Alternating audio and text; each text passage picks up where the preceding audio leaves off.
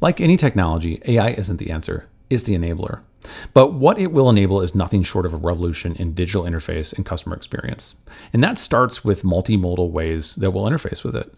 The promise is huge, easily as big as the iPhone and the revolution it started. Critical to all of this will be voice.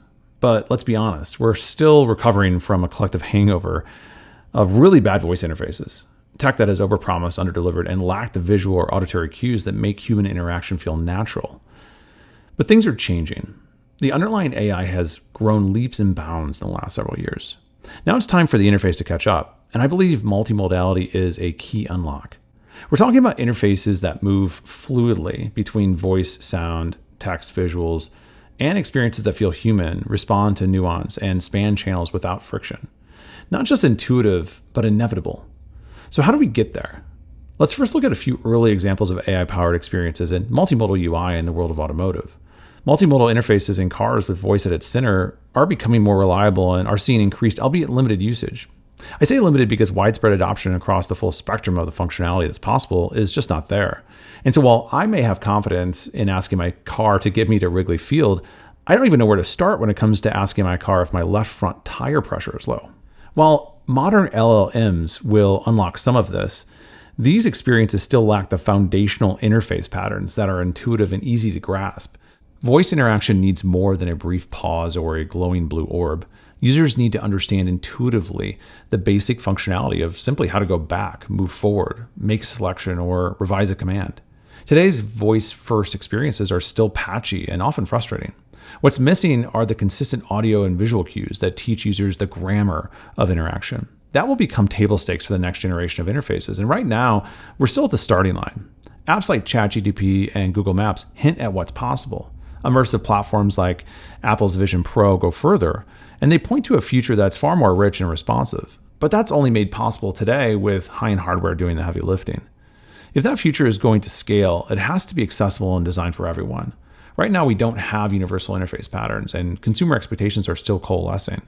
But we do have a blueprint, and ironically, it starts with our own everyday frustrations with these experiences. To create the next generation of AI-powered UI, I believe we need to solve 4 key challenges. Number 1, clear cues. Make engagement intuitive. We've all had that moment of uncertainty, wondering when it's my turn to speak during a voice interaction or how to build on what I just said. I believe the solution is subtle, intentional sound cues that signal when to respond and how long that window lasts. Think of it as an auditory interface language, as natural as tapping a button or swiping a screen. When there is a screen and the ability to be multimodal, visual cues should reinforce the rhythm. Audio and visual feedback must harmonize, and that's really the heart of great multimodal design. Number 2, complementarity. Let modalities amplify, not echo.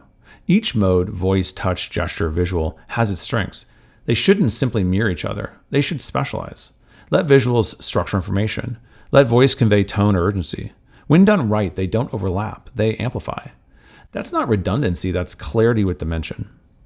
Number 3, context awareness. Adapt to the moment. The voice command that works perfectly at home might fail in a noisy subway. Environmental awareness isn't just a nice to have, it's a real unlock here. AI-powered interfaces, especially multimodal ones, can and should adapt to your environment, your device, and even the task at hand.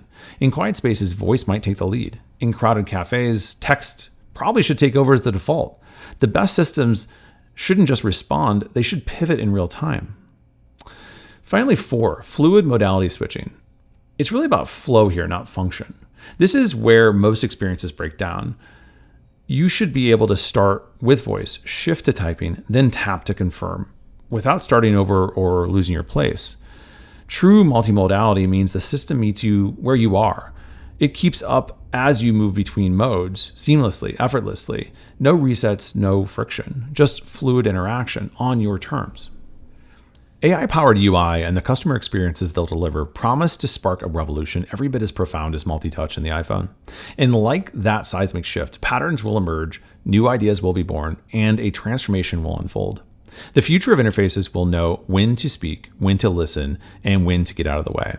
If we get the cues, the context, and the choreography right, we won't just improve experiences. I believe we'll make them feel like the inevitable next step in our digital evolution. Because the best tech doesn't just work, it disappears.